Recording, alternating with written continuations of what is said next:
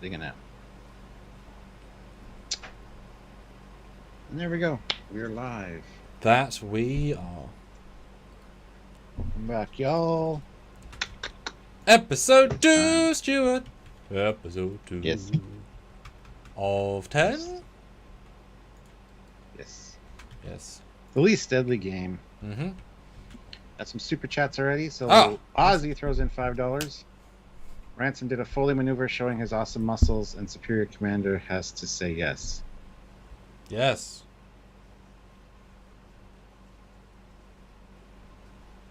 I'm so confused. Sebastian, I don't want to see your €5. muscles, Stuart.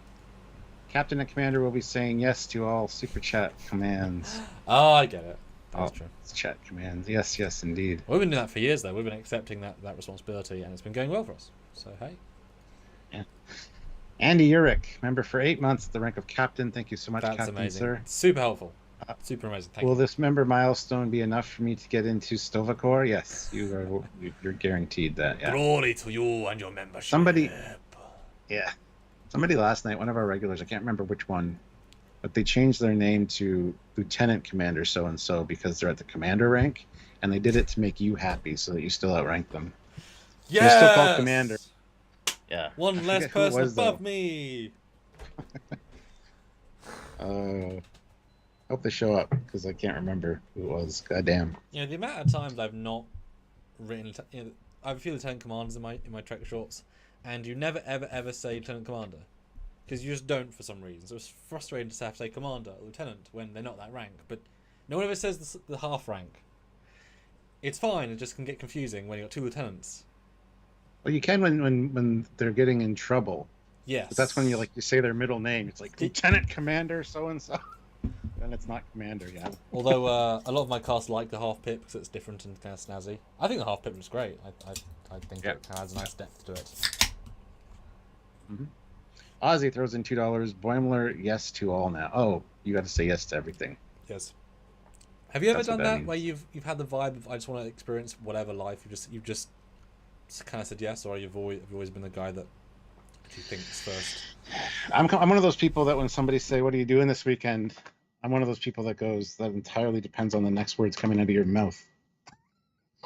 If you even have a mouth, if you're gonna piss me off. If it's to help you move, the answer is no. If you want to go to a concert or something, the answer is still no because I don't like concerts. But if you want to do something like come over and hang out, then maybe, possibly, sure. Yeah, I've done some things to experience them, but generally I try to avoid stuff like that. So, RJB 1714, member for 6 months at the rank of Captain, said, "Sorry, gotta correct you. It's the least dangerous game." Oh no. Oh no. I've been doing it wrong all along. It's fine. It's Batesman, Bozeman, Bosmond, Broughton. Yeah. It's hard to remember sometimes. Well, whilst Stuart fixes that, yeah, this one's a funny one for thumbnails because sort of either you show you can't show the inside of the orbital platform. It's not interesting enough. You can't show the skydiving. It's too short. Martok is fine because he's spoiled straight from the get-go. It's a funny one to kind of show things for, and showing the aliens certainly not as engaging. But yeah. I thought it was a good thumbnail. I mean, it's kind of like everything's sort of been spoiled already. Like literally, the skydive, the game, and Martok. Yeah, it's all been kind of spoiled already. Yeah, I'm actually surprised at the amount of people that I've heard say that they like this episode better than the first episod this season. That sounds like a poll, Stuart. Yeah, I was just kind of mediocre on it. So are you. Kind of like a couple B plots thrown together. So, yeah, I can see why some people might enjoy it, but definitely had a few moments that were quite good. But even as a mediocre Lower Decks episode, it's still pretty great. So what happened last week? It's not like yes, that was the Zephyr Cochrane thing. Yeah, the S3E2. A lot of people were very disgruntled that the whole story of Captain Freeman getting release was all kind of off screen. It's like, no, that's what made it great. I've heard Lower that from a Deckers few had people no too. goddamn clue what was going on. Yeah. Why would they be privy to those anythings? Yeah. Although I know that someone online said they were surprised how much the show already hard resetted, which I can sort of see more so. The fact that we went from being this epic end of season plot to now we're already back to almost full normal in one episode. It's been some level of. I'm fine with that. Just, I can kind of see why it's like, oh, okay, Yeah. back to normal. Yep. As it should be. The Cerritos is all hull plated up. Freeman's just doing her thing. No mention of it. It's fine. Yeah. Right, I'm gonna start sharing. Excited to see what you guys think. Please do. Vote in the poll. I really want to know. We have our own thoughts, and we'll get into that in a minute. In a second. So, 39 people here, 27 likes. Guys, hit that like button if you haven't already. I want to get to 50 likes. Keep the super chats coming. We want to hear your thoughts on this one. Did you think it was way better than last week, or not as good, or just kind of meh? Let us know. We want to talk about it, and we will try to keep you guys entertained for a little while. So if you can super chat, it really helps us out and makes these go along a lot smoother, and we appreciate that. So if you can, please do. And yeah, hopefully next week will be more interesting. Matt Borman says, but if you think about it, that's how TOS and TNG handled things. With things happening off screen? Not really. I don't know what you mean by that, Matt. I love that we always follow the bridge crew so we know every little piece of what's going on, whereas other people on the ship would have no clue. They'd see weird shit happening to the ship. They'd see people acting weird and possessed or whatever, and they'd have no context as to what the hell it's all about until afterwards, when the mission logs are available, if they're even available to the general crew. So I really like the fact that it was all handled kind of behind the scenes. So no, the reset each week. Oh yes. You're absolutely right. Yeah. Donnie says, I'm about to upload the Lower Decks version of the Star Trek Universe logo to my YouTube channel. No need to understand the details, though. Okay. Yeah. My apologies for yawning.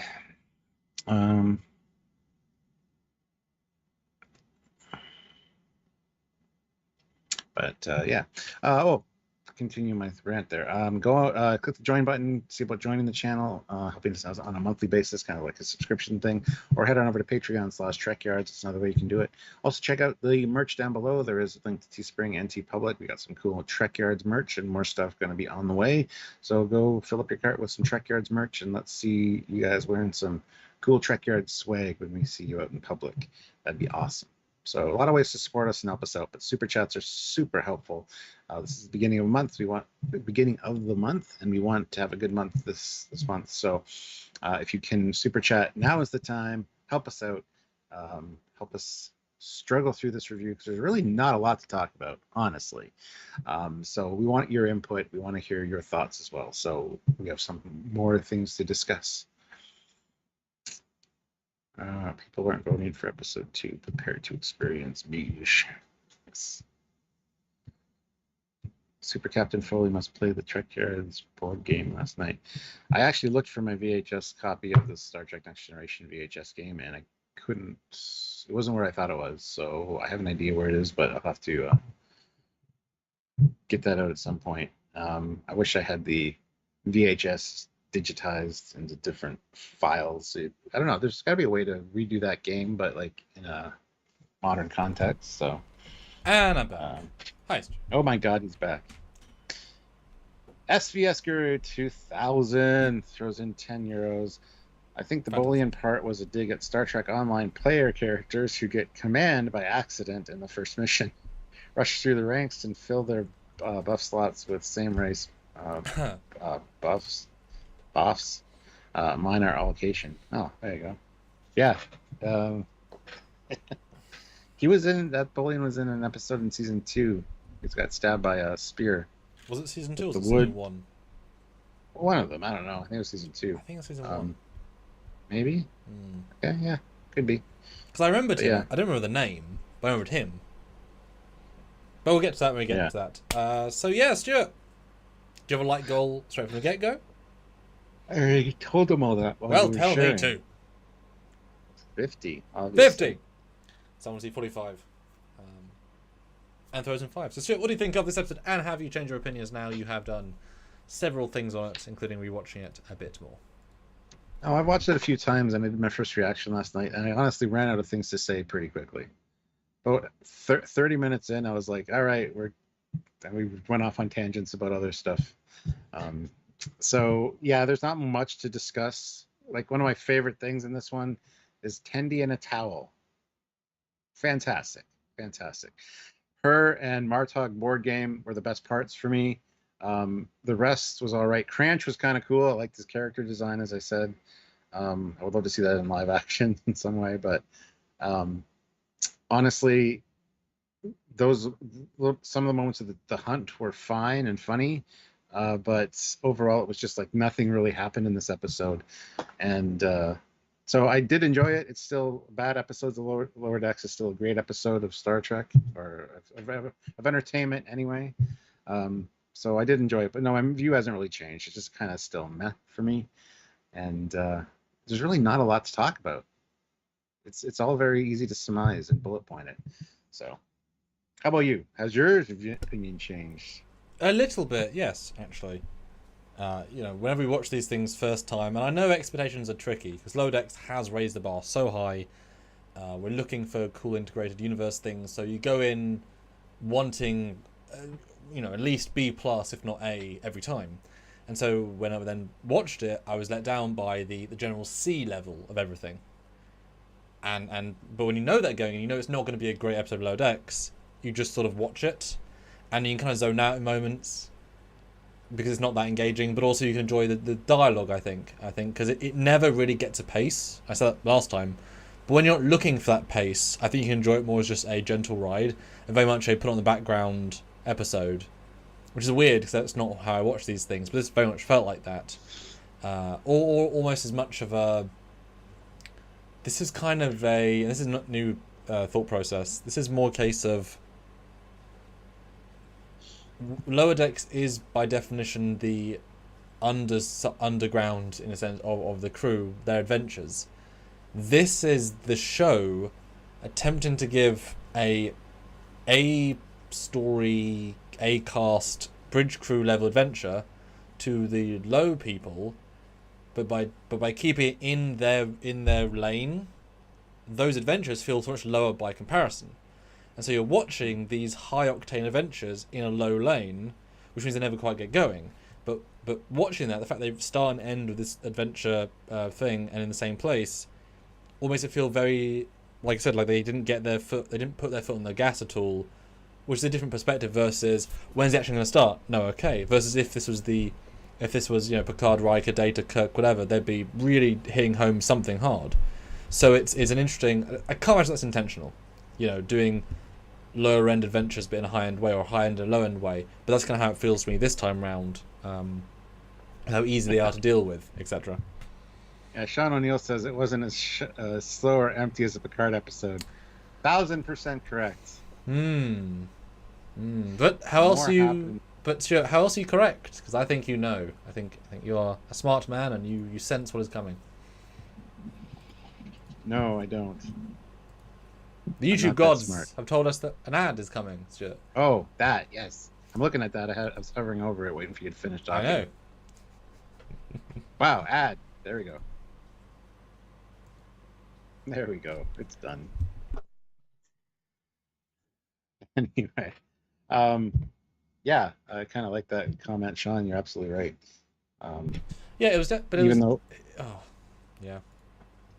Picard had a good story, it was just stretched way too thin in spots. So hey, James. Yeah, this felt like they still had more story than an average episode of Picard, but it was then done in a more low key way, and not low key the show, but a low key. But as I said to you in our other review, and I still think it holds true. This is really a episode of 2B stories without any A story. When you have 2B stories, it becomes not mundane, but doesn't. You're waiting for the A to begin. Now you can have like 3 C stories, or you can have lots of small stories, but you kind of need more than this gave us if you're going to fill it out with small things. Like give all 4 of the crew main people something to do, or have it was close. It was close to being. It was close to being. I don't know how you would have improved it. I said a couple of things in our edited review, but it's. I think part of it though is that the whole hunt idea. Going in, there's 0 risk, which doesn't help. Not just that, but when none of the crew react and they make a joke of it with the captain, that's quite late in the hunt storyline. If no one's reacting to the hunt, then you definitely know there's nothing at risk, which means that there's no tension, and the entire premise of it is tension. Now, if they'd done it so that Boimler knew he was in no danger and could have played, maybe he dressed up as a Klingon and he got Klingon weapons and he was, they could have played into that, but by having him be fully serious, hunted with 0 stakes for the audience, it feels like it diminishes that to a, well, what's the twist then? And the twist was guessable, and the twist is also guessable for the other side. And we've always seen this skydiving. There's certain things. It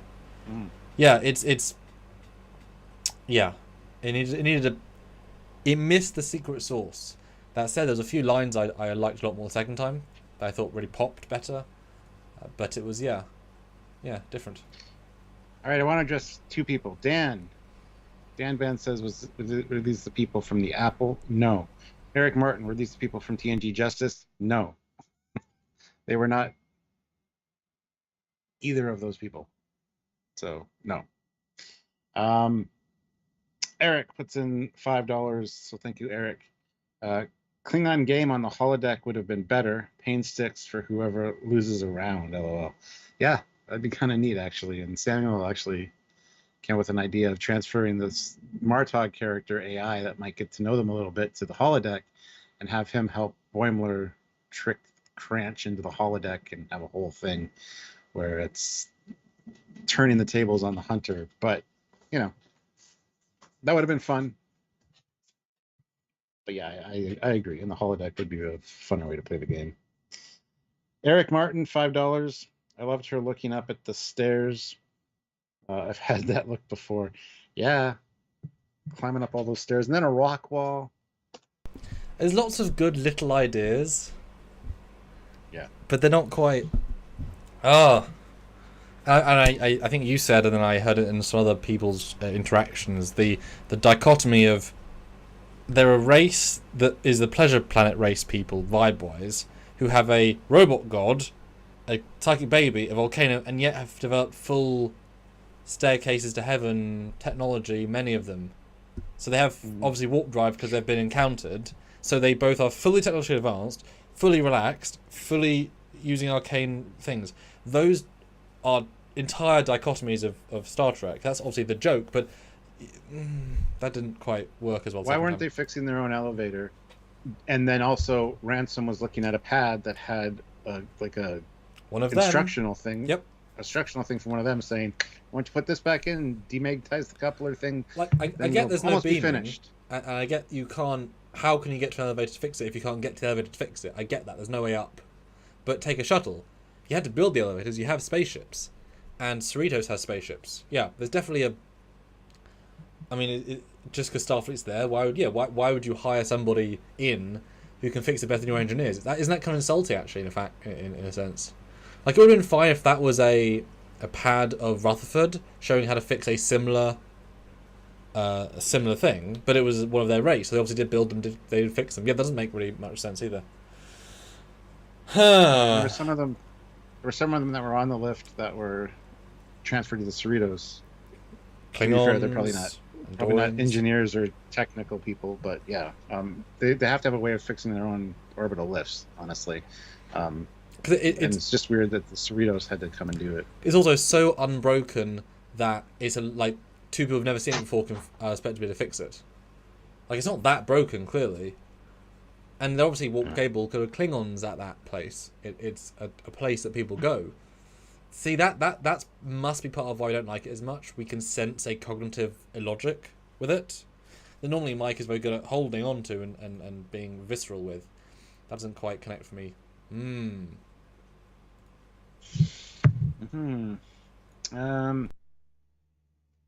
Sean O'Sullivan throws in €2, so thank you.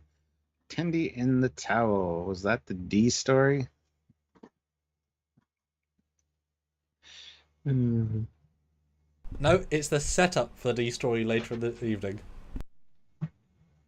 The Bong Chickawawa story that we didn't see. Yeah. All right, guys. 42 likes. We're still not at that 50 yet. Give that like button a tap. We do have a poll. Which episode did you like better? Episode 1, Stealing the Cerritos, or episode 2, Martok? Oh, man. So go vote in the poll. We like to get 100 votes in that generally. So just everyone go vote. Is it? I mean, it's an interesting question. I've heard mixed things about this episode, to be sure. I think it depends what you're looking for. I mean, that's with all media, but this has been very much... I don't think anyone loves it, but some people just disregard it. Some people think, oh, it's great. I was just surprised to hear that people like this better than the first one. I really enjoyed the first one for quite a few reasons. And well, sorry to cut you off, but this makes that look better in contrast. Because you didn't love the other one, but compared, that one looks much better. Yes. Don't get me wrong. I didn't hate this one. Yeah. I don't dislike it. It's not a bad episode. It's just didn't quite fire on all cylinders. You know what it is as well. Imagine if either of these two plots had been the B plot in another episode.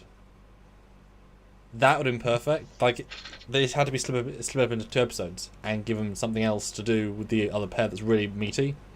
That because they're both good ideas, just not together. That said, I didn't even consider this. What do you think of having a Boimler and Tendi pairing? Because they don't get that very often. I loved it. I thought that was great. Her offering him advice. He's gung ho on the command trail.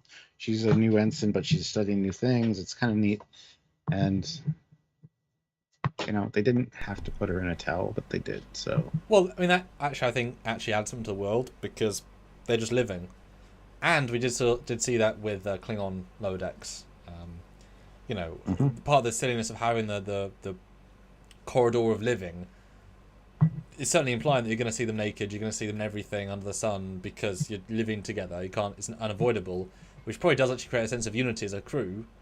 And if you start with the unity crew, you continue that as you go older. So there is a certain logic to it. I'm sure there's logic to having at school showers with all your children. It's like. As in you as a child, like it's weird, but there's obviously a reason for it besides just getting rid of the skank from playing volleyball, whatever. Community, etc. Eric Martin says they need to start a season story arc or theme. That's missing. No, they absolutely do. Star Trek works better as an episodic storytelling device. But they do have several. They have the Packwards, and just that in general. The big one that they have yet to... the big one is obviously Marina's parents and her legacy with the ministries in Starfleet. That's the big one. But currently the big story arc is Rutherford's implants. And the super secret mission inside them. Or whatever. Oh. That's the subplot. Although, mentioning Tendi for a second again, I skimmed an interview with them briefly, and I liked that the actress said, what am I doing different this season? And she was literally the first person we were introduced to in episode 1 as Welcome to the Ship. Bourne had already been there for a while, so even though she is newer to the ship and to Starfleet, she's already being a mentor, which doesn't gel in abstract, but obviously everyone evolves at different rates. She's, I guess, more mature now, and they've suddenly changed her character a bit, and to see her mentor him, but, yeah, it's interesting. It is interesting. Not what we expect going in. But, Stuart, we start, of course, with a lovely bit of J.G. Hertzler, reprising the role of Martok, probably since DS9. So that is, 20 years? Yeah, more than that. 20, oh god, yeah, it was when I was born. So he hasn't been Martok for 26 years. And yeah, he's voicing it, both with The joke is that he's full serious, despite a few silly things he says. But yes, he is a game avatar, and I kind of like he's on a pad that's turned sideways. They didn't come with a dedicated thing. It's just a There's a mistake later. There's a lot of pads turned sideways in this one. Okay. And there's one scene on the orbital lift where Ransom has it turned sideways. Mm-hmm. And the front, you can see which side is the bottom. When they show from the back, they got the delta facing the wrong way. And I noticed it and I thought, it's not whatever. And then I checked out all the other pads that were sideways, and all the deltas were the right way when they reversed the angle. So I'll point it out when it comes up. So when we interview Mike for season 3, you're gonna say, Mike, dude, pad continuity, padnuity. Where's my damn padnuity? Yes. No, it was fun seeing this callback to that VHS board game thing, which I have somewhere here. I really wish Robert O'Reilly would have been included in it, though. But hey, what are you gonna do? Well, I joked to you previously. It would have been kind of cool if it just been the Gowron game with the same Klingon and the same Enterprise D, like the exact same game, with new voice lines that are obviously a bit sillier with Robert. I mean, how meta would that be? So he's canonized as the Klingon from the game. I mean, this is great as well, obviously. Although with all these jokes, I kind of wish I went a bit further. Like, I like him a lot. I like the thing a lot, but it's very in the lane of what it should be. They needed a bit more of him, saying, "Are you sure you patach?" and yelling at a boy, "Your purple hair is not," a bit more interactivity. Or, Ryans, you are good for times 13 dice kill, and some stupid things, or reference Worf or whatever. Some yes, by the you've purchased the Worf expansion. Here is he. It's good, but it's very to the point. Although I do love the fact that dice lights up and his this would be a great way of playing Dungeons and Dragons with fully interactive. That's kind of an ideal way of playing it. It's still classic, but not. Jeremy Caulfield. Yes, that was one of the best parts of this episode as well. That one line, you died without honor, because technically you died by your own hand. Mm-hmm. You got beat to death with your arm. Yeah.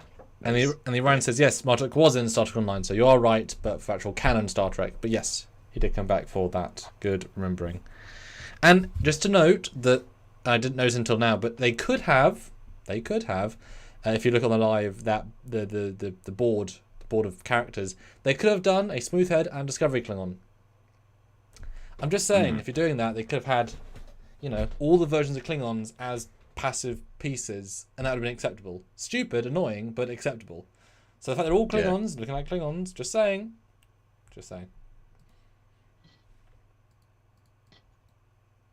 I wouldn't be surprised if this gets released in some form as a game. Batleth and whatever it was called is the second word. And I love mention the Gowron expansion, and then at the end, please subscribe to the entire year or get the expansions a la carte. Mm-hmm. And they even mention, this is a Ferengi knockoff, so all the famous Klingons are doing them. So yeah, if they were going literal, they could just get Robert O'Reilly to play Gowron, Michael Dorn to play Worf, Tony Todd to play Kern, one of the whichever Dura sister is still alive. Fortunately for the other one, could play one of the Dura sisters. Yeah, you're right. That could be the Seska lady who played several Klingons, I believe. There you go. Yeah, easy marketing. Just have them yell at the camera as a graphic for a game. Or put in makeup. Hey, that'd be great to see them all in full Klingon makeup, because it's just, sat on a throne. It's very easy to do. That would be great. If only, Stuart, they were good at games. Right. But Mariner gets called away by Ransom. She wants her to be early for the briefing. This made me laugh. This I thought was some good dialogue. Yeah, and Rutherford's like, well, we started an hour. I know you're almost late for being early. Move it. And then Rutherford's like, no, I'm gonna finish playing. I want to be regular early. That's a good set of lines. I like that. Yeah, it's kind of like when we're together on a trip. I'm like, we gotta be early. You're like, eh. But we're already early. No, but early to be early. My mum's like that with planes. It's like there's the amount of time you should be early, and then it's added early. But if you do that, you're like triple early, and then you're wasting your time. Just be normal early, and you're fine. Unless you're not, because if something happens and you can't make that normal early, then you're... Yeah, but that only happens 1 out of 10 times. The rest of the time you waste time. I know, but it's that one time that it's going to be like... I know, but I value my time too much to risk that every time. Well, I value not missing my flights and such. I know. Anyway, we're not going to get into this argument again. But that was fun. And I like Tendy's reference of, you know, it's nice to be back to the normal stuff after all that, because they've done some pretty busy stuff the last couple of weeks, and actually Marina's kind of settled down a bit. She's you know, she's not allowed to do too much more, but she's trying to be less all over the place. It's kind of a nice there's evolution here going on. And Zango76 says, is that the shuttle they crashed last week? No, that's the Sequoia. That's the one they've been had in there since season 1. With all the little drawings and stuff on it. Yep. So it's their own personal shuttle. But they... Probably a part of stuff. Well, yeah. But they go down to the orbital platforms, very much Ethan Phillips' Voyager elevator vibes, which I like. Apparently because the atmosphere can't deal with transporters, so this is what they've got. Okay, cool, sweet. And I like the art design. I was for it. I thought it was all good. Before that, no, that's fine. We got to talk about the Bolian that became captain, rushed through the ranks. Not a big deal. Oh, is it this? Yeah, it's here. Oh, really? Where's the pad? Oh, yeah. Because the pad's later. Yeah, Captain...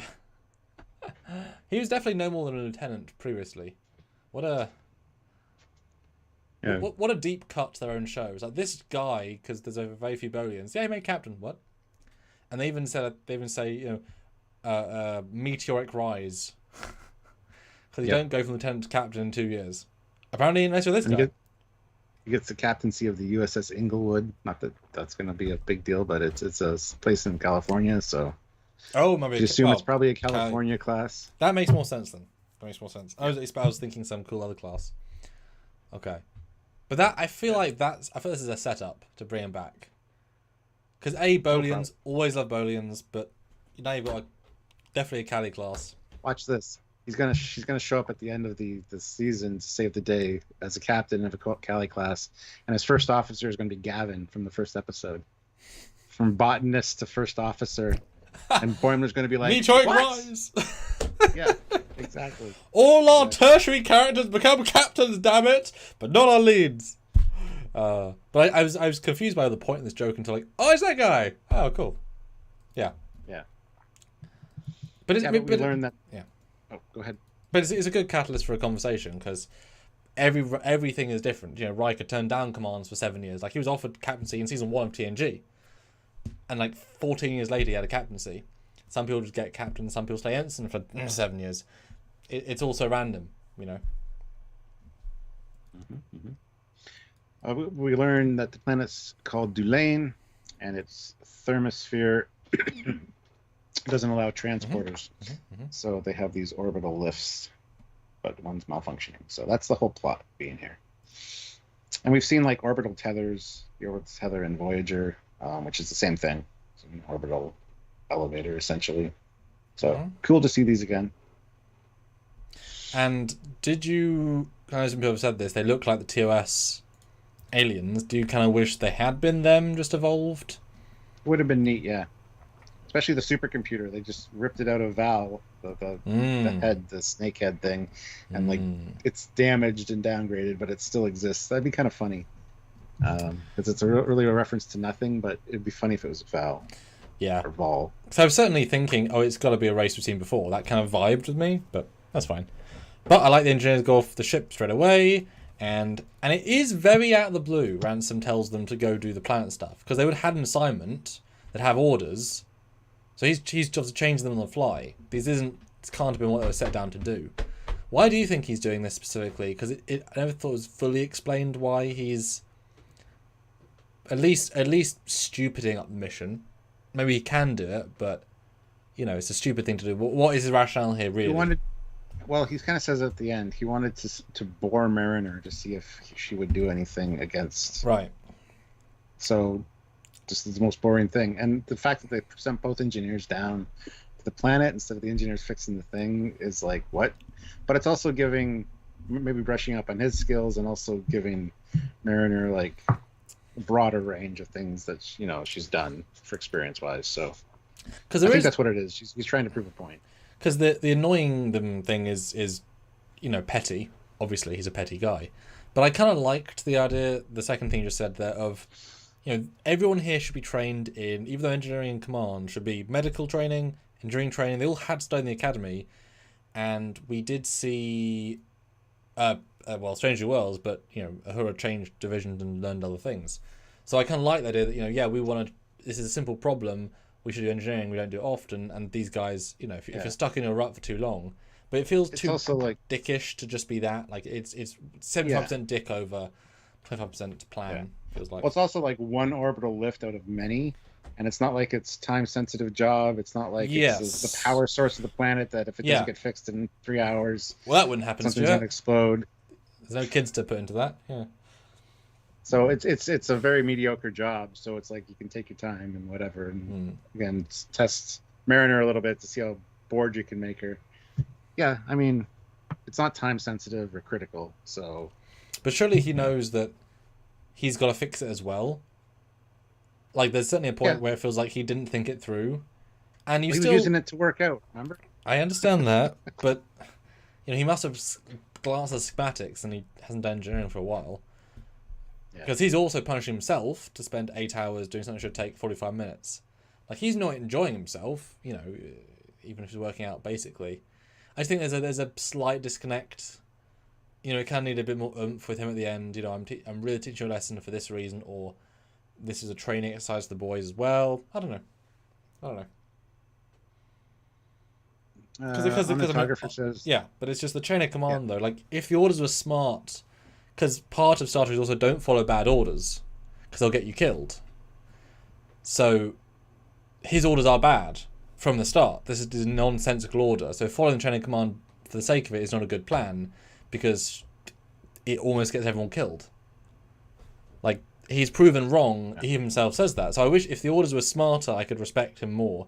But he's not doing clever things to even justify the follow orders, Like maybe if it had been a plan. But hold on, I could see this exact same thing happening on TNG. I could see Riker, Ensign Ro, Geordi, and Data doing this exact same thing, and Riker trying to kind of temper Ensign Ro and say, "All right, we're staying back to fix this thing. We'll send those two down to have fun."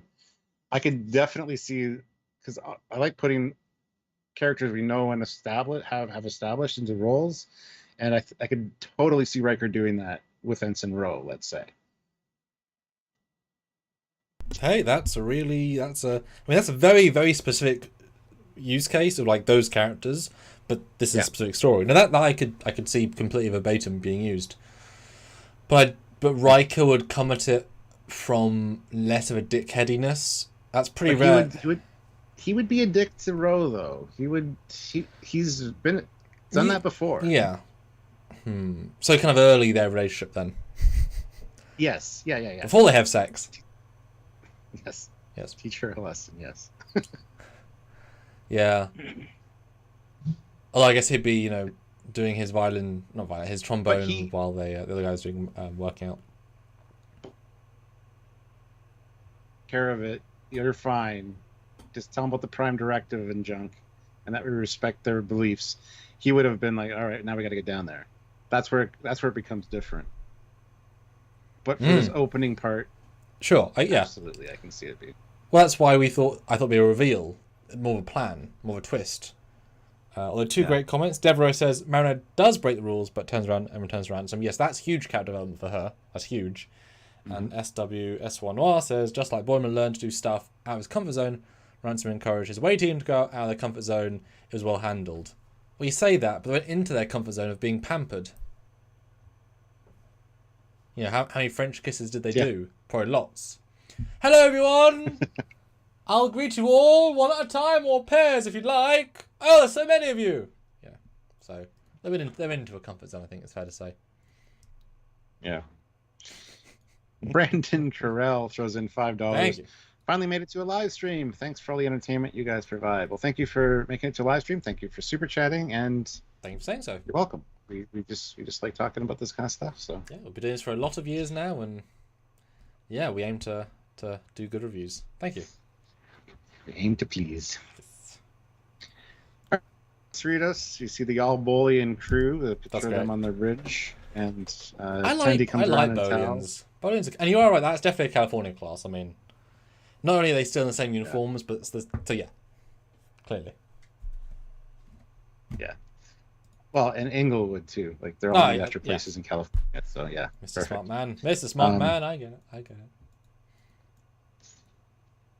And then he's like, no matter how hard I try, I can never get ahead in life. And and Tendy's like, it's not about if you have a plan and the plan you're using isn't working, it's time to try other things. Like try saying yes to more opportunities. I love the way this all was said, because it's like, and even then the racquetball guy, or I forget what the game is called, spring ball. He's like, come join us. We could use a wiry guy. And he's like, nah, I don't want to be. Then he's a dick about it. It's unnecessary. Jocks throwing balls at my face, as he puts it. Yeah. And Tendy's like, I mean, maybe Tendy would like that. But no, she says, go say yes. Yeah, it's a nice little scene. I wish they had a bit of continuity, because he says, I'll still be ensign in 30 years. He was lieutenant a year ago. You know what I mean? He did get a promotion, and then his transporter clone kept the promotion, and he went back to ensign. I wish they'd mentioned that, because he did achieve a promotion by doing a good thing. So it feels a bit disingenuous for him to say, I'll be ensign forever. It took you 2.5 years to make lieutenant. You lost it, but you did get it quickly. I'm just saying. Bit of continuity. But certainly comfort zone. Yeah, you're on a starship not just to do... I mean, what is his job? It's operations. It's just kind of stuff, isn't it? Bit of partying, bit of this, bit of that. You got a lot of free time. You learn by meeting people, and as they show later, you're never going to interact with the head of the ships because they're so busy, unless you get involved in situations, and then you get to meet them, you get to learn things, experience. Yeah, it's not the best way of saying it, but it's certainly a lesson of, I mean, not say yes to everything, but use the opportunities of being on the ship and knowing people and seeing people and being part of the team. Well, even the way he said no, even the guy's like, wow, man, he just said no. Dismissively, yeah.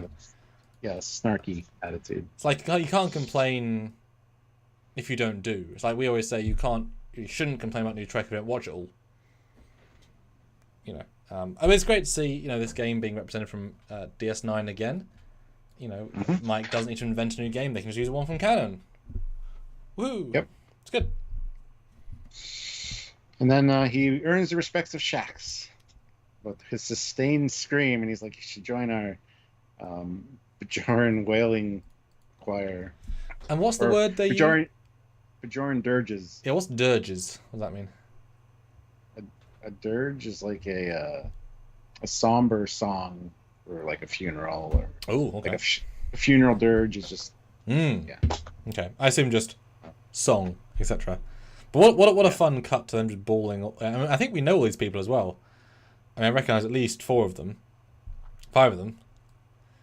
Yeah, Shrak's the hardened war criminal, war fighter crying. It's a nice little scene of he did give boims. Yeah, and if you ever need me, I'm just a comm badge tap away. I like the way they said that. That's a nice way of saying that. Yeah. So I can imagine he's already earned a little bit of respect for saying yes to something. So I can imagine that it's kind of like a cell phone for a celebrity. Like, you don't call Will Smith if you have his phone number, unless you just don't. So combat, you can talk to anybody at any time, but you probably shouldn't. It's a specialist thing. But him saying that opens up a whole new door of, you know what? I like you, kid. Yeah. I liked how Shrax was played this episode. It was nice. Then Lundy, the creepy guy. Now, where's he from? Because I know him, but I don't remember him specifically. I don't know. Okay, let me search it. But he pegs his weight at 61.2 kilos, and that's exactly right. Yes, we need a skeletal boy for our live drawing this afternoon. Have you ever sat for oil? I mean, to be painted in oil. That's like, but nope, oil me up. all good. I'll be honest, I was hoping we'd see some of that. Not to see him be naked or anything, just to push that joke further. Yeah. But that's okay.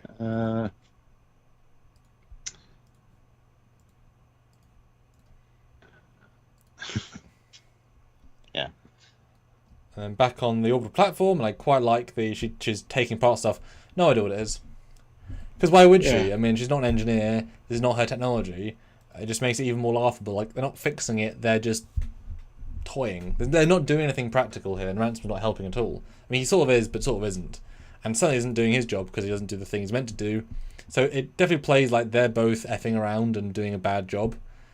But that's obviously where, you know, Lower Decks people. This is a Lower Decks ship. They're not particularly talented at anything.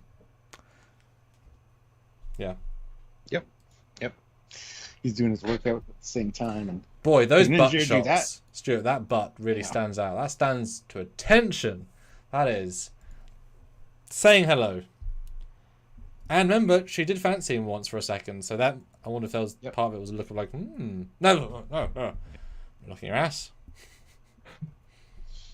But they check in with Billups and Rutherford, and it's like, oh, everything's good down here, man. They say hello with their tongue, or with kisses, and with the tongue. And then we call back to another episode where he says, don't accidentally become king down there. Oh, don't think I'll have the time. Got a drinking competition and, you know, a few other things coming up, so...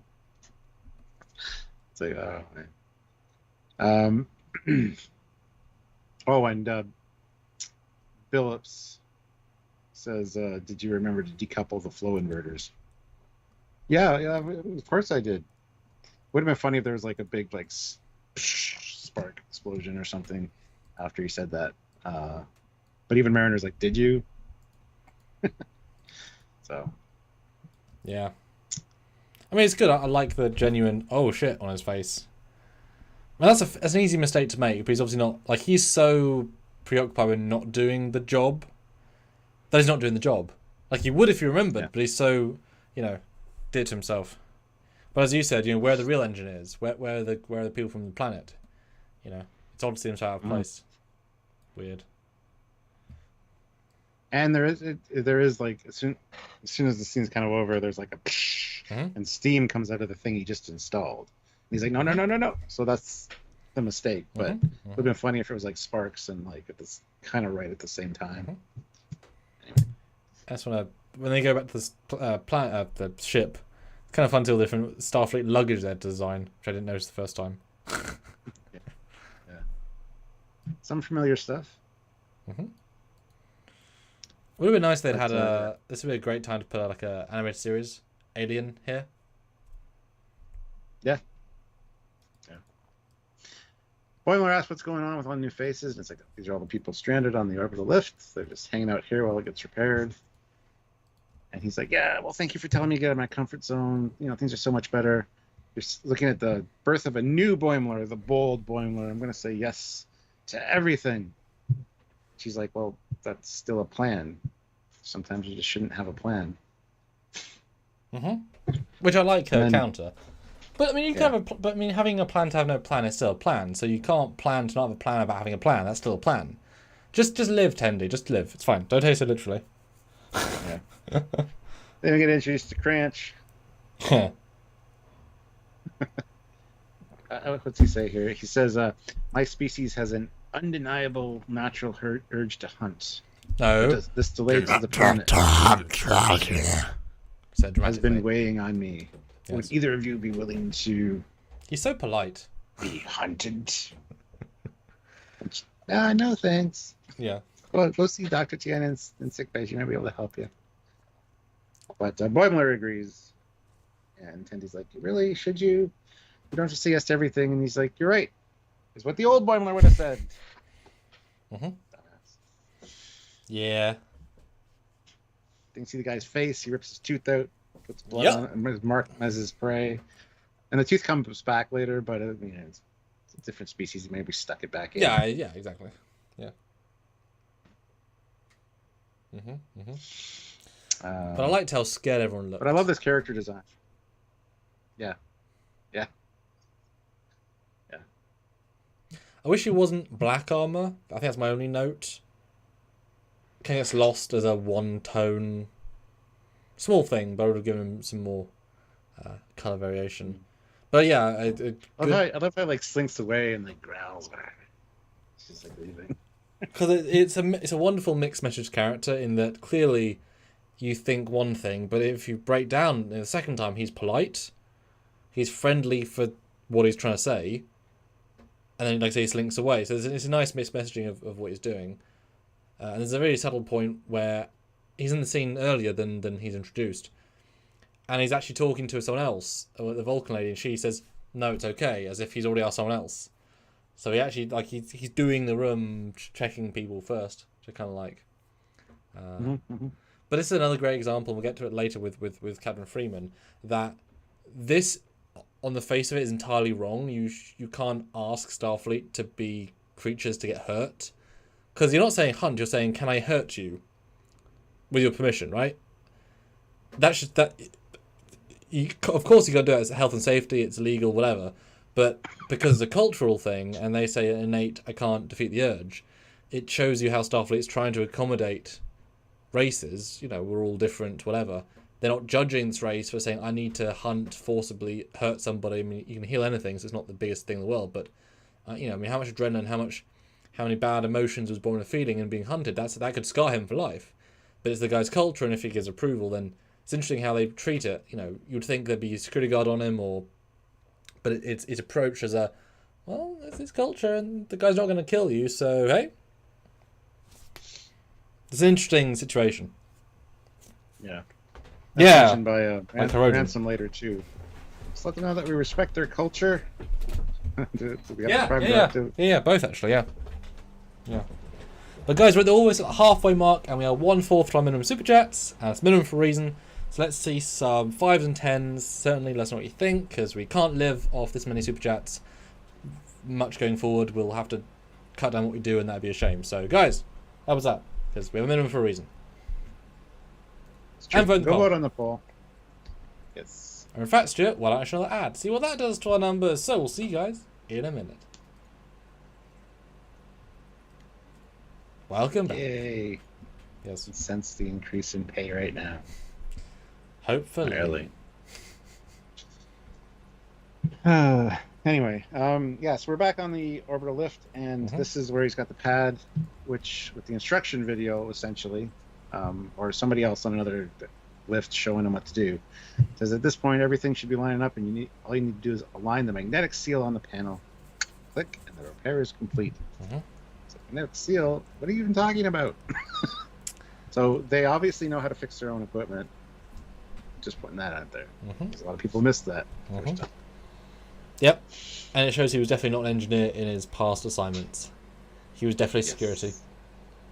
Into command. Yeah, I would say so. But yeah, I like the boys. There's cultural stuff happens all the time. It's a nice slow progression to madness. I kind of thought this still at this point. I kind of thought it was the people from TNG, falling over the into the flowers. Because this is very, very much parallel of that, is that, well, how can you know what rules you're destroying, you're breaking, unless they tell you? But for them, it's, well, obviously you're not going to go into the sanctuary space with a belly button covered. Why would you? Like, So I like the double commentaries, just we've seen it before. But I said we've never seen them say, no, it's fine, you guys can handle it. Okay, good captaining, sir. Shit, what? Which is not something I've seen before. Yeah, this is bad command. I love how they end up showing up their nibbles. We're doing that, sir. Making it worse. And Mariner's like, we got to go down and help them. They're not prepared for this, and they're like, no, it's fine. So yeah, the argument between the two of them.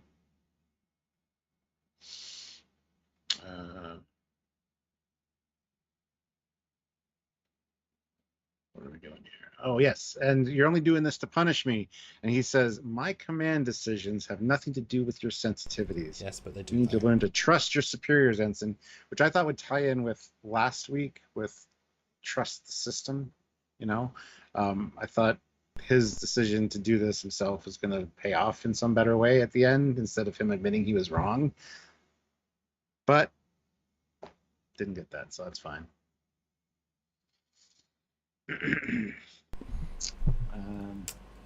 Yeah, guys, super chat in. Let us know your thoughts. We want to hear your discussion points you want us to talk about. So let us know. But then, like stupid prey, he goes and says hi to the hunter,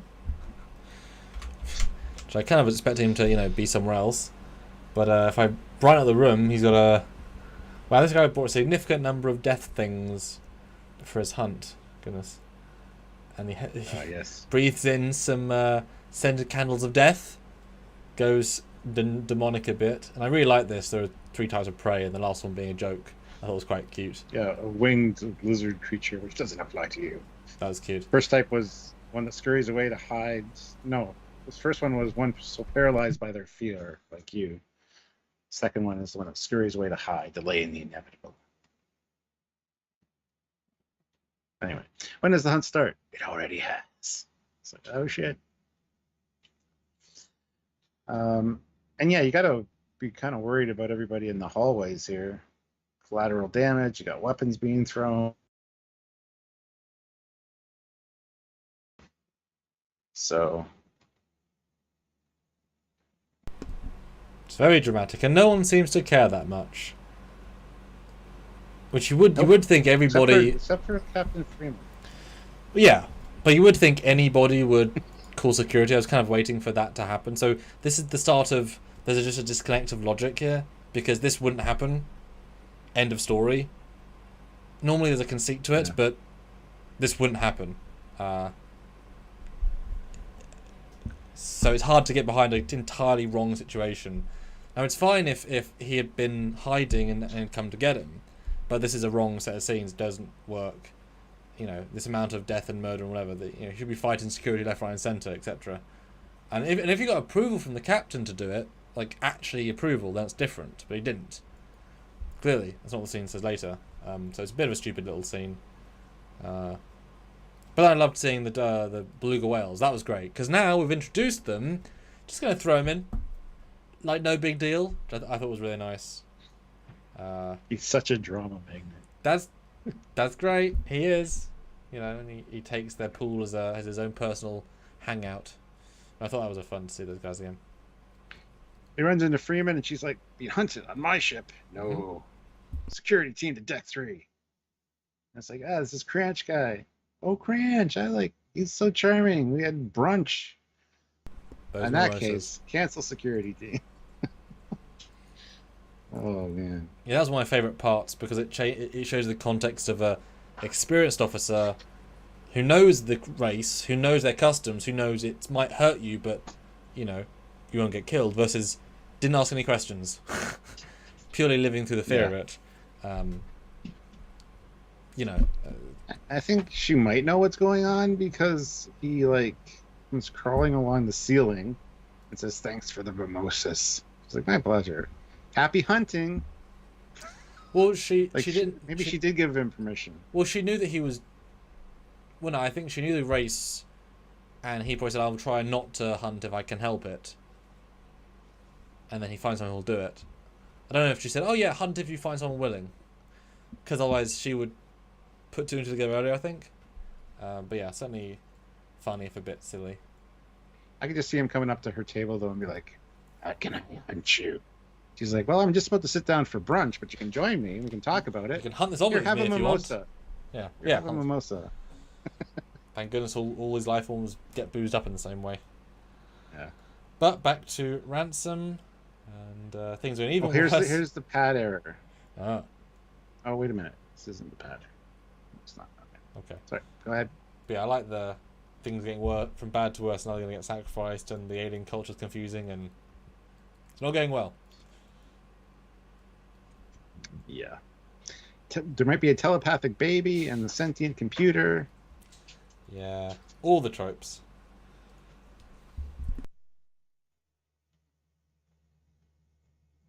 Yeah. Anyway, maybe go. Maybe. And Mariner just decides, "Oh man, I'm just gonna go do it. I don't care." Runs to the bay, puts on the suit. Love how the suit auto fits. I like how it's colour coded to their skin type. Just occurred to me. They're bright orange. This is bright orange. So it obviously looks like the J.J. Abrams suits, but you know. But this is a great little scene. It's not quite as actiony as it could be because they instantly go from jump to being called.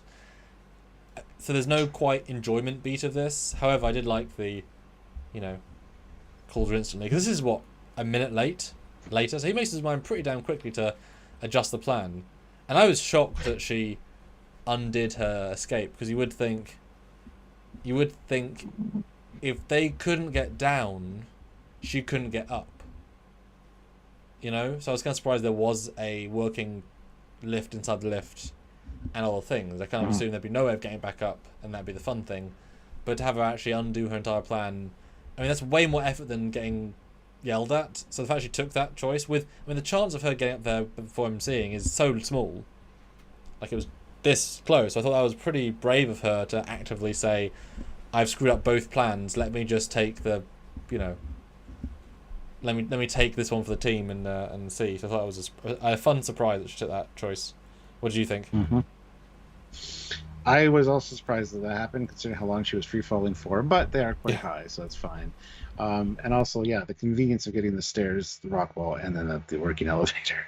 I expected her to keep going and say that she decided that she couldn't wait, because it turns out he goes to the washroom in between anyway. So. But she didn't know it was going to happen, so I don't know. I was quite surprised by what happened, so yeah.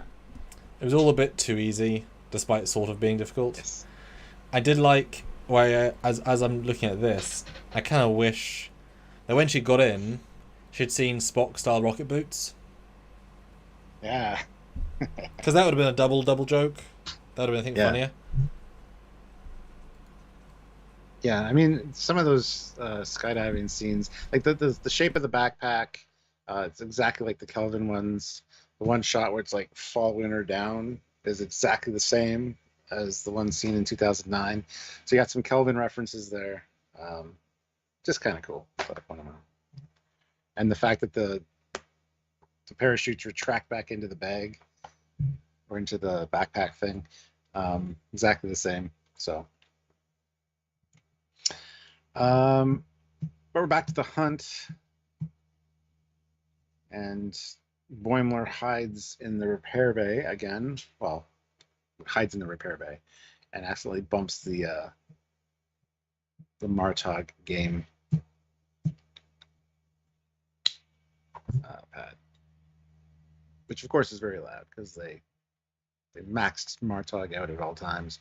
Even later, he's like, "You eat a bowl of cereal and gain 3 stamina." It's like, wow, he's really ramped up all the time, isn't he? Yes.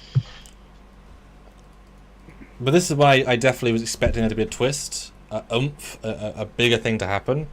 Clearly, this Martok is part of an interactive program, and if Boimler had really, truly been able to convince the program this is part of the simulation, you know, well, I'm being hunted by this creature, what would you do, Mart? You know, like, play with it and let JG voice some more lines. As I said to you, my perfect solution that I thought after the fact would have been that Boimler would say, okay, well, I need to get out of this. It's a real hunt. I'm really being attacked. Well, this JG we played the game with for days, whatever. He knows us. So go to the holodeck. Computer, move this Martok into the system. He's a D&D character created person, so he knows how to deal with creatures in a different way. And then it would have been Boimler maybe in full Klingon attire, with Martok in full Klingon attire, like Batleth fighting the guy at the end. I thought it would have been the fun reveal, and then turns out he's not going to kill him. But just having talk the guy on the screen with a slight pep talk isn't, again, taking the joke as far as it could have been. A bit safe, you know? Or, for example, you could have, like, imagine pressing a button and Martok becomes a hologram in the room and then yells at the guys chasing them as a distraction. Like, there could have been a funny way of doing it, you know? But it was fine, you know, it didn't quite raise to the you know, it's fun to see Boimler with a phaser rifle, but it's a very quick moment of non-joke. And they get stabbed and it's kind of over. There isn't... It's not as deep as it should have been. I know we're running out of time, but... Was only okay, you know? There's a Galaxy-class Klingon reference, or Klingon take on a Galaxy-class thing. Instead of never give up, never surrender, he says, never back down, never cower. Oh, I didn't even catch that. Yeah, that's funny. There's quite a few elements here that are reminiscent of other things. Anyway, yeah, just don't let the hunter define you. You know, turn into a warrior essentially, which is the old trope of all these hunting things where the hunter becomes the hunted. Which I like the reference to. I think that's a fair point. I kind of expecting more of a don't monologue if you've got a rifle. You know, because he obviously had a gun beats sword, etc., or many swords as the case may be. I have some notes. Yeah. You were good prey, but I have notes. Like, this scene's a good payoff. It's just there's not a good enough lead up to it. Yeah. But I do like the selfie stick. That was fun. It would have been cool if he'd said, "Do you want to see previous hunts?" and then like scrolled and like there's him with a Andorian. There's him with a oh my god, he's around with like a Murph creature. With Hirogen. No, a Murph from Prodigy. It's like oh, Hirogen would have been hilarious too. He is my blood brother, Jorkek. There is me and my party. There's my Klingon friend, my Hirogen friend, my, you know. Yeah, that would have been good. My Predator friend. You can't see him because he is invisible. Background. Yeah. Yeah. Have the like cloak shimmer on one of the tree branches behind them. Yeah. Which they almost did Pred Division. It was close. It was somewhat close. Eric Martin makes a good point. He says the elevator repair manual video should have been hosted by Neelix. Oh. That would have been amazing. Yeah. But I'm going to end the poll at 90 votes, so we can do a second poll. I asked the question. Which episode did you like better? And Stuart, a result you would never expected. Only 53% say episode 1. 47% like this, 47% like this one better. Your thoughts, Stuart? Well, I'm glad the first episode won, because that's kind of where my thinking's at, but it's very close. That's fine. I like this episode just fine. It wasn't as good as the first one for me personally, but sure, a lot of people enjoyed the more lightheartedness of this one, I guess. If you can call it lighthearted. This was almost more serious than the last one, to be fair. But anyway, not super surprised by the results, honestly, with what I heard last night on my first reaction review. So it's a good thing that Cranch has good aim and didn't hit his heart. It's very close to his heart. And I love how he's going to have it's never going to quite be right again. Dr. Tiana says, nerve pain for life now, or nerve damage. And Matt says, I thought both episodes were fun in their own regards. We totally agree with you, Matt. We're not saying we hate this episode by any means. Just one is distinctly better. As all things can be judged. Yeah, it's subjective for sure. Well, yeah. But I can't explain why very easily. So, read the new poll strip. Let's see what we got going on with the new poll. Where would you vote this episode in the rankings? 7 to 10, 4 to 10, or 1 to 10? Go vote. Yes. We'll get to scores. You can give us official scores later at the end here. I'm interested. Interested in the vibe. But yeah, that's a funny end to the thing. He passes out. I like the difference in acting as well. Once the guy's now done his last hunt to feel better. Oh, I'm good now. Hey man. The tone of voice is entirely different. Yeah. Take another one for the boys. Yeah. Can't blame him. But yeah, cut to the climb. I thought Rockwell was quite funny, and her lamenting of stupid cultures that are silly, and that was quite funny. And then, boy, love the spacesuit can come off in one flick. Oh, animation. Easy peasy. And yeah, I loved her acting. I love the animation's acting of her being this destroyed, and obviously he's so oblivious that she's absolutely wrecked. And it shows you can sweat through a uniform, because you'd think they'd be anti-whatever. And he's all like, Mariner, I thought you were going to disobey me. And no, so I got this plan. We should it's radical, but let's just jump down. She's like, oh, okay. Now, okay. Sleep? No. I like the fun context. Mm-hmm. And he's so on point as well here. Like, he's going into his element. You can really feel that. Saving his crew from the volcano of living death. Just the enjoyment factor. Gorgonzola just in general. Yeah. And she's kind of like on the way down, just before she was like woo, doing the same thing he is now. It's pretty fun. Yeah. Hold on. I know it's a small thing, but I did consider that when both these guys get hung up, and they also put up their logo on the belly buttons. Clearly, belly button is a thing in their culture. If fitness is their point of culture, Billups is freaking ripped because we saw that previously. I don't know why they didn't respect him more then, because he has an outie belly button. Ah, so ripped. Was mentioned. Okay, so it doesn't matter about his absolute physical. The outie is too much. Okay.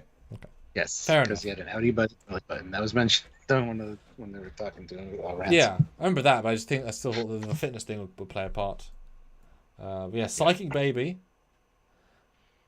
computer, and I guess that's where they got the logo from. Mendrick, our psychic baby leader. And the logo comes from the robot AI. I love how bored everyone is as well. It's like, we want to be having fun. Not this, not assassinate, not destruction things.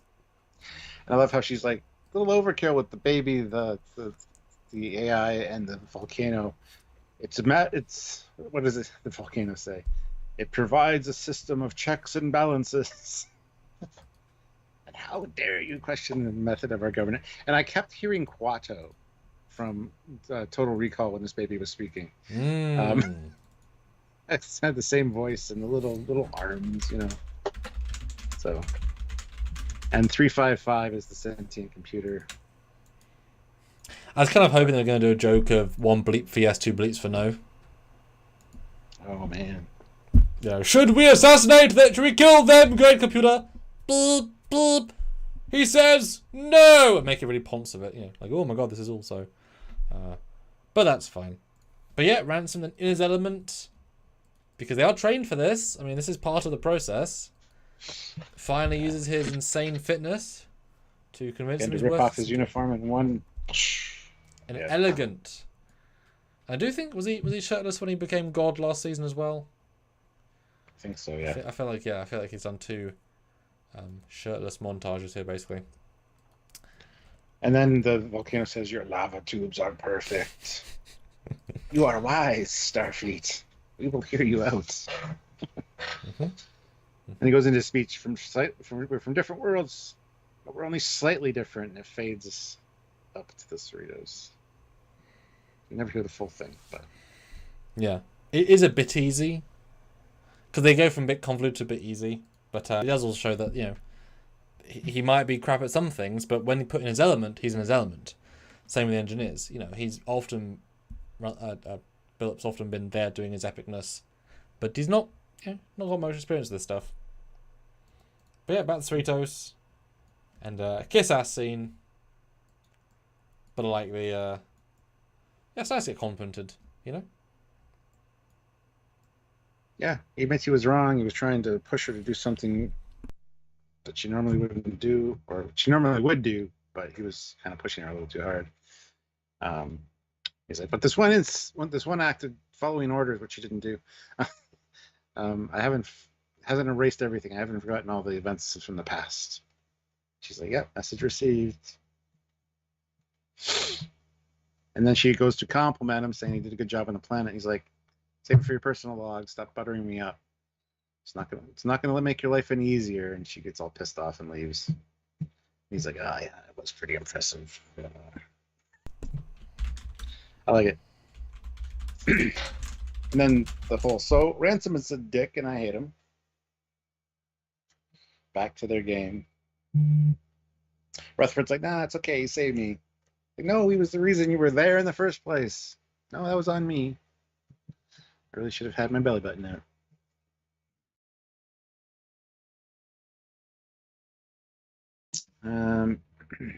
And Boimler comes in. His shoulder is repaired by Dr. Tiana, and she says it'll be off. Probably always feel a little off, but it's fine. And he's happy. He gives Tendi a hug, saying thank you for telling me to say yes to things. Got a lot of recognition today. Anyway. Yeah, exactly. It's very much like a hard reset moment of we're all back together. But it's nice that, you know, we all have all these weird jobs, but we want to be together and hang out and be in the Klingon attire and play and yeah, sad for the nerve damage, but I also kind of like that because it shows that not everything can be healed.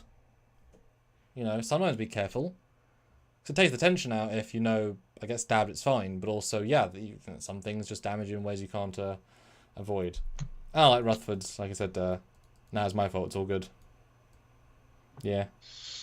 And then Boimler's like, this is the birth of bold Boimler. And he says, I walk into the bar and demand blood wine. It's like, the bartender rips your arm off and kills you with it. It's not an honorable death, since technically you died by your own hand. And what really sells it is JG holds the bloody camera. It's like, look! Look! Yeah. What a choice by programmers. That's great. And then they talk about downloading the expansion pack, Dinner with Lady Lindor. You can subscribe to the entire honorable season by tapping here or purchase your worthy adventures a la carte. I kind of wish, though, that... Ferengi black market tax not included, all sales final. I kind of wish that had continued the entire credits, though. Like, he keeps popping back up and saying, or for $4.99 more Latinum, you can buy the Duras Betrayment Pack. That could have been a funny, like the Borg alcove joke in another episode. That could have been like a keep going and then have JG say more stupid things. Because it's quite a low-key ending.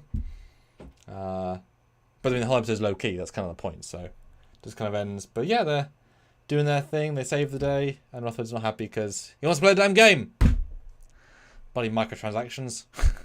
It's a statement on microtransactions as well. No. And Dan asks, what was written on the shuttle in the back in black? It's Sequoia. Mm-hmm. Been like that since season 1. So yeah, like unlock the Sword of Kahless for click here, or you could have added a lot more stuff to that ending, but that's it. That's the end, guys. So it is that time of the live where you guys super chat in with your votes for your scores. I'll read all the super chat scores. We have that last super chat slot if anybody's interested right now. Brendan Corell has it, so super chat in. At least another $100 in one super chat because we need it. I will read the super chats scores after we give our final thing for the episode and also our scores. And Samuel will read the non-super chat scores. But we do need some more super chats, so please throw some in if you're able to, and go for the last super chat slot. Make it a game. And it's the least dangerous game. It's very undangerous. And if we can get another 27 likes, we're hit 100. I can see the counter. I do want to hear what everyone thinks score-wise. There's 72 of you here, so let us know directly as well as in the poll. I'll be interested to see what you guys think. But yeah, closing thoughts, Stuart, on this episode 2, the least dangerous game.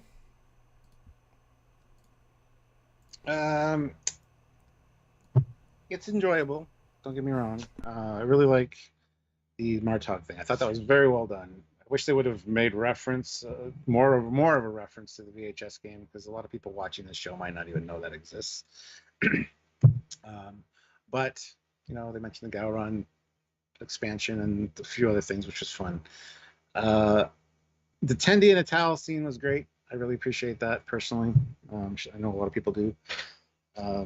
Mariner and Ransom, sure, they had some good back and forth, and you kind of saw Ransom taking his job a little bit too seriously and trying to catch Mariner or get Mariner in trouble.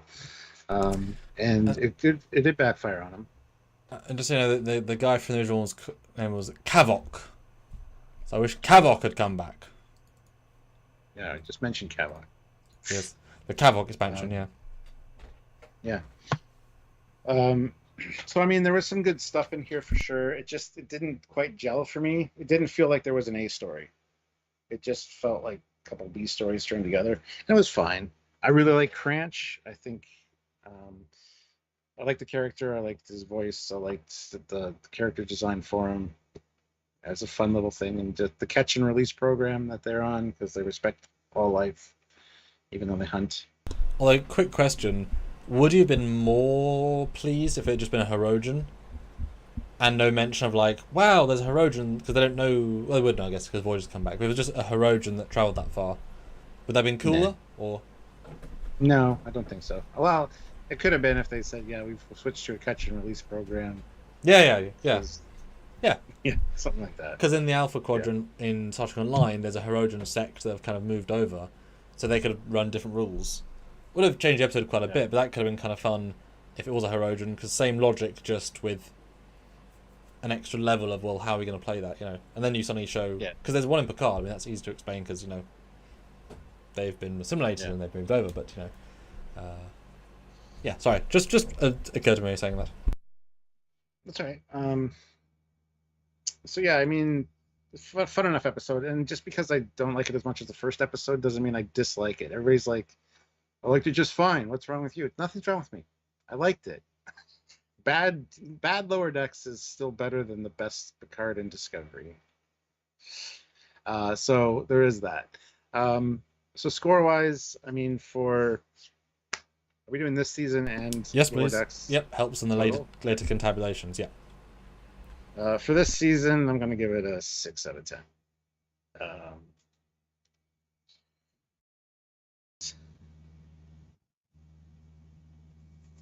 For all Lower Decks, I'll give it a 5.7 out of 10. It's one of the least good, in my opinion. There's so many much better episodes of Lower Decks than this. So you say it's above average for Lower Decks. So which are the worst Lower Decks episodes? I haven't scored any that low. This is probably the But that's lowest what I I've mean. scored It any shouldn't be Lower lower Decks than that. episode. Because if it's for all Lower Decks... No. Okay. It's still good. It's still way better than mediocre. It's still enjoyable to watch, but this is probably the lowest score I've given a Lower Decks episode in the 3 seasons. Yeah, that's just a weird... Yeah, just for all Lower Decks, you can't get lower than average. Okay. But it's not an average. It would only be an average if I've had like a 1 or a 2 score and a 10. Then it's an average. Well, those are bad episodes, if This there were is my bad lowest episodes. score. Yeah, okay. There's no bad episodes of Lower Decks. That's Okay. the problem. Problem. It's a good problem to have. It's at the low end, if not the lowest score I've given a Lower Decks episode. So Yeah, I wonder. yeah, I wonder too. I wonder if I have Guys, those to hand.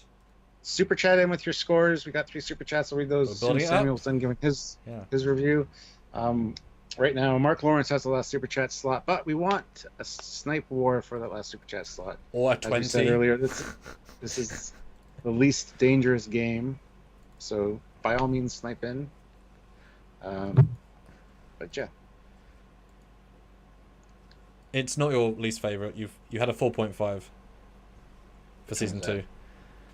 It's the Magato Gumto. oh yeah. So that was a 4.5 for all Lower Decks. That was lower, so this is better than... Yeah, it is. Yeah, you had a still 5 and a think it is. 4.5, a 6, 6.5, and lots of 9s. So yeah, you do have lower than this, so it's... Yeah, okay, cool. I just want some context in. Yeah, my thoughts, better than I thought first watch. When you don't expect the great and you enjoy the good, you enjoy it more. I like all the small lines. Everyone feels more evolved than season 1, season 2. They're all more comfortable in their roles. Tendy's certainly changing her personality a bit. Rutherford is just doing his thing.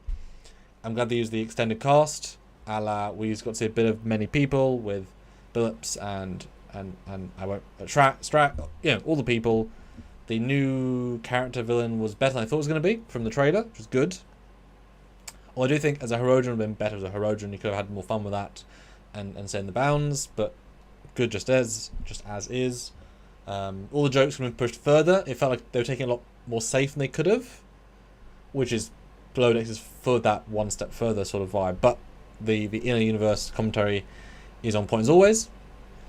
And I'm interested to see if this is a genuine Boimler progression, being more confident, especially as we're going to see at some point Lieutenant Boimler from the Titan, who's also more confident already. So, we'll see how they compare. Maybe this guy will be more confident at the end. But I certainly appreciate Mariner's development to be more respectful, even if she's made a mistake, she's happy to try and rectify it quickly, which is a big step from season 1 where she would double down on almost everything to her detriment. So I like that, she's on the thin ice, because you kind of get to see, because she should be a good officer, she's all potential, etc. Score-wise, on the low end of Low Decks, we've always said this, there's really nothing great in this. There's no spark anywhere, but there's plenty of good. So I think your score of 6 is very fair for the episode. I can't go any higher than that. All the Lower Decks, I'm going to say a 4, because I think it is below average Lower Decks. I don't think you can get 2 or 3 for Lower Decks, but I think below average is a fair way of summarising this episode. I'm not in a hurry to watch it again, but it was very good in the background. I was able to be on my phone a little bit and not worry too much. Although I hope the Bolian's a setup. I want to see him again as a joke. I think that'd be great. And I want to see... There's another thing I want to see. Something else. I want to see something else again. But yeah. So, yeah. There you go. All right. So those are our scores. Yes. Let's read some of yours. Yes.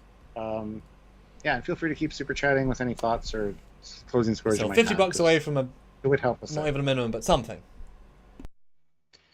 SVS Guru 2000 throws in €5. Thank you. 7 out of 10. The hunt should have been a hunt for a mate as a twist. Give Boimler some experience with with alien mating rituals. Now that would have been a nice twist. Yes, absolutely. Like he's horribly, gruesomely stabbed, and then he starts cuddling him. It's like, thank you for agreeing. To what? At the end of every hunt, we mate. Yes! I need to use your body for a week to, incubate my eggs. Okay. Okay. It goes bad very quickly if you start on that line. Okay, yeah, that's... Then the queen egg will appear and will generate a whole new hive.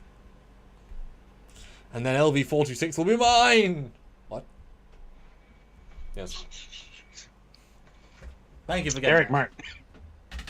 Eric Martin, $5. Yes. I've been playing Aliens Fire Team lately, so killing aliens like crazy. I want to play that game, but I'm not... Oh, it's you saying it. Oh, I thought Eric said that. I want to play Eric that Martin. At some point, but I'm not too kind. I'm not too... $5. Yeah, 7 out of 10 could have been more dangerous. Yeah, but it was the least dangerous one, so they did a good job on that. It would have been funny, actually, to make it more of a... Actually, yeah, this would be a good twist. If it started with a dramatic hunt vibe, and then he goes to see him, and turns out all of his weapons are, like, blunted. Like, Nerf gun weapons. Like, he has, rifles and knives. They're all fully Nerf, because the captain approved the Nerf weapons. And Boylan's then like, oh, Nerf guns. Yes, but I've got a Nerf minigun, and it shoots, like, 5,000 things a second. Like, it still hurts like hell, but it's all deliberately, like, nerfed. And, like, the guy's cheat is I want to use Nerf weapons to their fullest. So, like, they're really graphic Nerf weapons that really hurt. And so, like double down on the jokes. Like, you know how airsoft guns have, like, an orange tip? Like, he's got, like, a hardcore Dominion rifle with an orange tip that fires, like, low. You know what I mean? Like go on that joke line would be really kind of cover. Yeah, just, yeah. Mark Lawrence, $5. 8.5 out of 10. Wow, okay. Our talk was a 10 out of 10. It was. Dun, dun, dun. Yeah, I have no complaints over his lack of Klingon teeth. I find it absolutely fine. Yeah. No problem. It's good to have him back, for sure. Come back soon. Mariner did use the F word, yes. She said, shit, and then got inside and went, ah. Yeah, I thought that at the time. It's like, oh my god, somebody in Star Trek said the F word. How egregious. As long as it's bleeped, it's fine. Yeah. As long as it's bleeped, it's fine. Not a problem.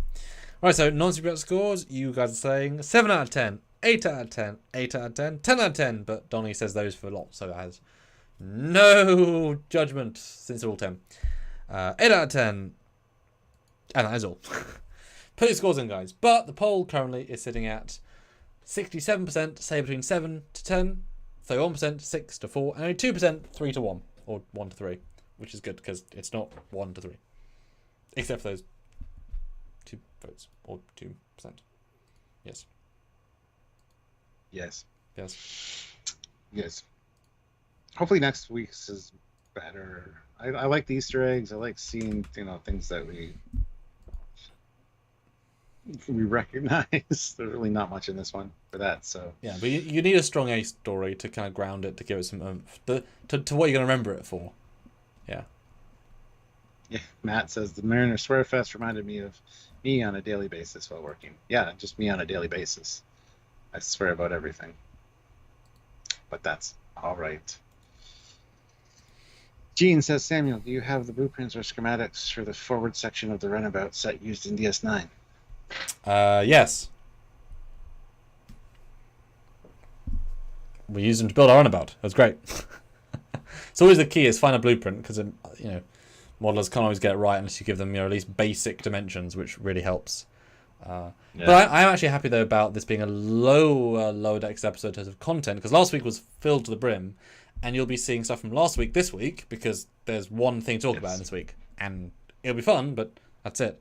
But I've got some big deadlines coming up because I've got some Trek Shorts things where basically several actors have a hard deadline for stopping for at least 3 months, and I have to get them all to interact with each other before that happens. And I might not be filming. I think I'm stopping December at the very, very latest. So I've got several things to film this month that all need to be written. It's a whole other thing. And October's gonna be super chill. November's gonna be more. It's a lot of things. So having these extra time, these extra hours to do something is pretty useful, and I'm fine with that because a lot to write in a short amount of time. Yeah. RJB 1714 throws in $20. Amazing! Thank you so much for that great super chat. Bosh, thank you. Good episode. Not as good as last week's episode. Like the Martok game and the Great Boimler Hunt. 7.5 out of 10. That's good. Great. I like Great Boimler Hunt. But yeah, some other scores have come in. 5.8 out of 10, 7.2 out of 10, 7.5 out of 10. Dave says, as much as I gush over Lower Decks, honestly 7.5 realistically.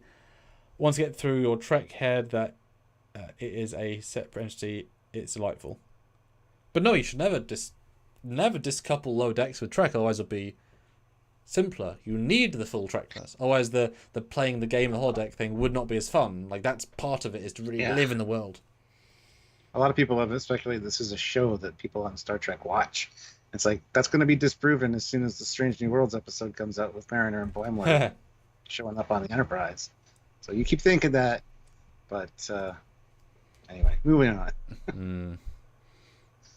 Yeah. I wonder who wrote that episode. If Mike and his writers helped write any of it, or if it was purely Strange New Worlds. Oh, I'm sure they did.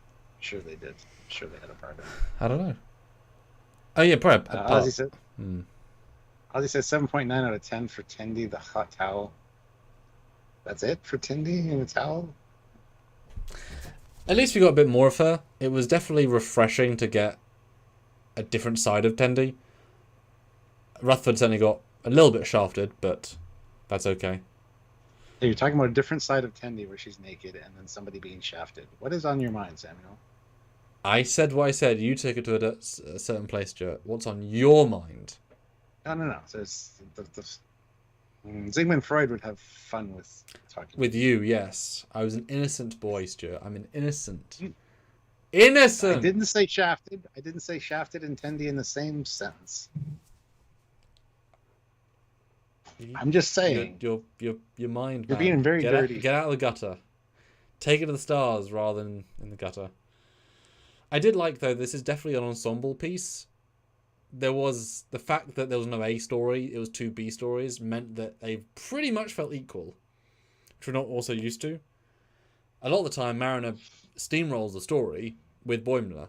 I think that was a thing that Mike respond to at some point, saying we know we do a bit too much of those two. Mm-hmm. So it's interesting when you then diversify everyone, how it splits out.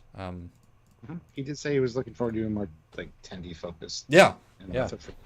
So. But Rutherford seems to be hard for them to play with, to make it. It's a hard guy to play with. Again, Samuel Freud. That was intentional. Well, I did catch a joke this time I didn't catch last time, where he's on the planet, he's being pampered, and he says, maybe I should change divisions again. Yes. That's a great other episode. Just the idea that you could just do that is pretty it's pretty unique to this show, which I like. We got an 8.5 for Mario, 6 out of 10 for Species, 6 out of 10 for Species again, but 5 of them are for Tendi and the bath towel. Okay. Eric Martin throws in $2. Mutant baby snipe.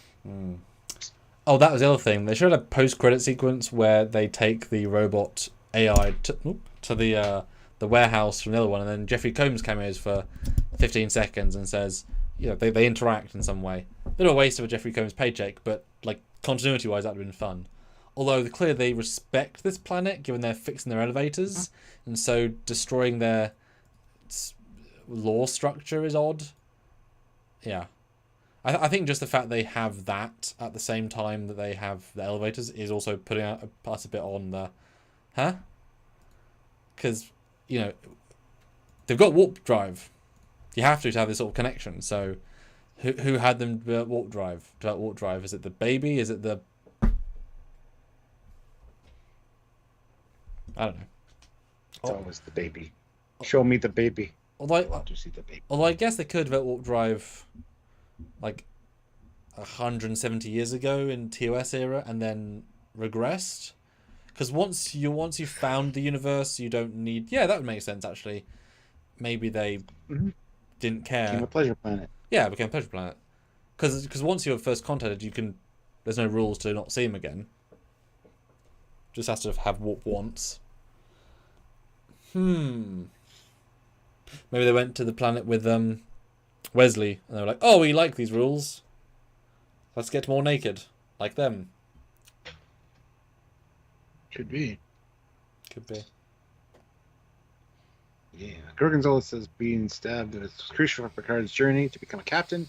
I wonder about the importance of this episode for Boimler's future. That's good. Yeah. I mean, there is continuity in these shows. It's not as full on as it could be, but this does feel like a gentle setup episode.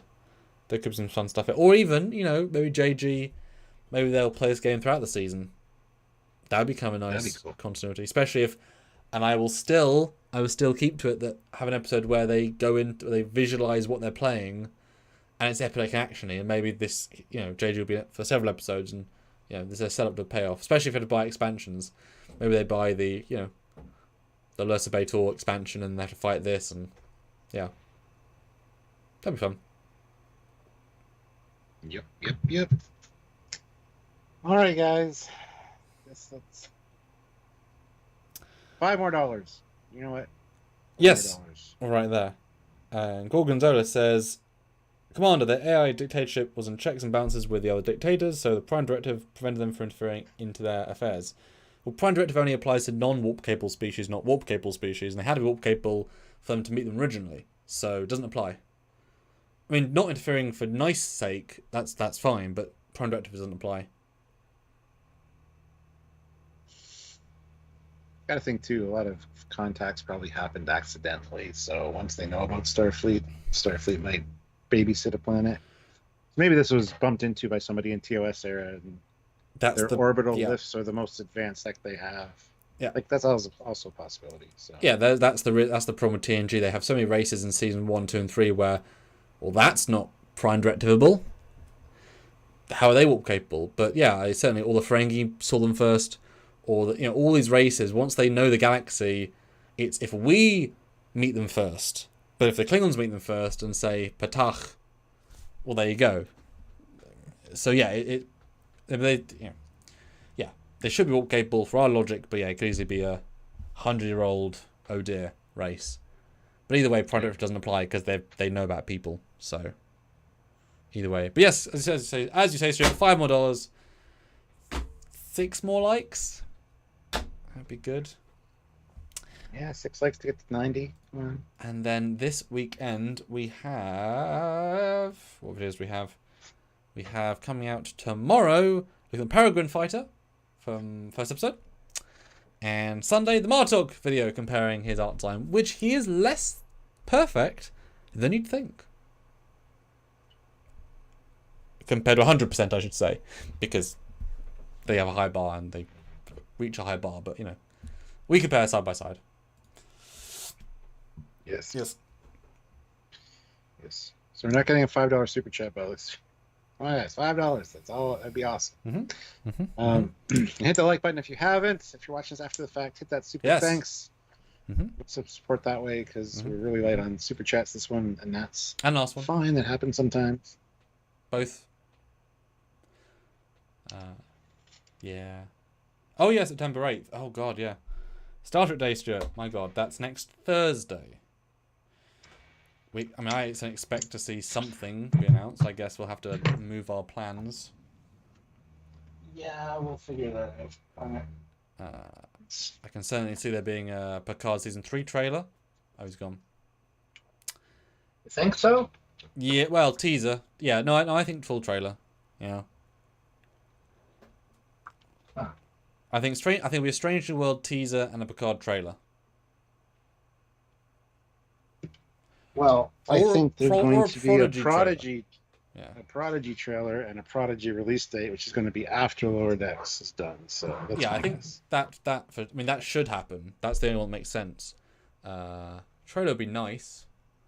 I mean, hey, show us Janeway, show us Janeway, show us Chakotay, show us a Starfleet ship. Have a. I guess it was Dauntless, but have a Sovereign, have a steam runner. Pop in and start with an epic close up of Dauntless and Janeway saying, "Crew, we need to find the protostar." That's a terrible accent, but so I want running more Prodigy. You're teasing us by having 40 episodes, but only 10 have come out. You're making so much Prodigy, you haven't seen most of it. Which is a shame. But I'm just so conscious that I think they're going to do something for Picard because they need to regain people's interest. They know they kind of shit the bed a second time, and so if they can do a trailer like with the other stuff, if they can do another trailer, they can grab interest and people will start to forget about season 2 quickly if you can keep showing cool stuff. Maybe like a poster, maybe like a really special cast poster or something, or maybe a cast reveal, maybe because what's her name, Denise said Tasha's back in some capacity, which is quite a big spoiler, really. Sorry, but they don't care. They filmed it. They've been paid. They don't care. You're not gonna fire Tasha Yar, right? You're gonna fire William Shatner. You're not gonna fire Patrick Stewart. They can't. They're unfireable, really. You need them, so maybe they'll reveal then. Tasha walks in. It's like, oh, she didn't die in this Enterprise. As in, because of those events. Yeah. Oliver, Lavery, Farag, 5 pounds. Just finished the episode, so just wanted to say hi. And that was a 5 we needed. But Oliver, what did you think of the episode? This is your time to be the dedicated. What did you think, Oliver? Let us know. But I think because Patrick's going to be at Star Trek Day, which would imply a Picard reveal. But in reality, they might announce all 4 release dates. I would like that. Yes. Yeah. I'd like them to release all 4 dates and then all have a fortnight in between. Please and thank you. That's not going to happen. I think a week's realistic. Give them a brief week. It would be nice. But yeah, I want Prodigy next. But it can't be Discovery after because they're still filming. Because Picard wrapped first, then Strange New Worlds, but Picard we think is later next year. But 10 weeks, 8 more weeks is what? 1, 2, 3, 4, 5, 6, 7, 8. Is the end of October. Another 10 brings us to January. I said Picard's likely in February. 5, 6, 7, 8, 9, 10. So 10 weeks after that is January 6th. If Prodigy starts back to back. So maybe earlier. So if it starts in January, then because I think they did start in January last one of the times. Season 1 was January, so that make more sense. If it was the end of January, you push Prodigy back a week, you have a week between, and that'll be the start of. So that'll be the New Year show. That makes sense. And then you could have Stranger Worlds 2, and then Discovery, and I guess this again, Lower Decks again. That'll give them. No, that wouldn't be enough time, would it? Oh, what will be after that? Is there a 6th show? No. Starfleet Academy. Oh God, yeah. Watch, that'll be announced on that. Start. That's true. It could be a new show, or a Picard movie. Picard is back doing a movie and filming in 2 weeks. What? You didn't tell me about that, Akiva? Read your contract, Patrick. No, I refuse. We'll take your uniform if you do. Good. Oh, I thought you'd value that. Yes. Oliver says, I really liked it. Preferred it to the first one, if I'm honest. And you can't go wrong with J.J. Hurst, so I thought 8 out of 10. Oh. Okay. Oh, my God. Dave G. Sound says, you guys do really fantastic content. Very well thought out and lots of fun. Thank you. Thank you. That last comment worries me. I think she needs to hunt. It's true. So on that note, the Admiral is calling. So he has been Commander Cockings. He has been Captain Foley. Final poll result 68% at 7 to 10 out of 10. Cool stuff. We will see you. You'll see us weekend. We'll see you on Monday or Tuesday, or Wednesday, or Thursday, whichever day. I'm Connor Cockings.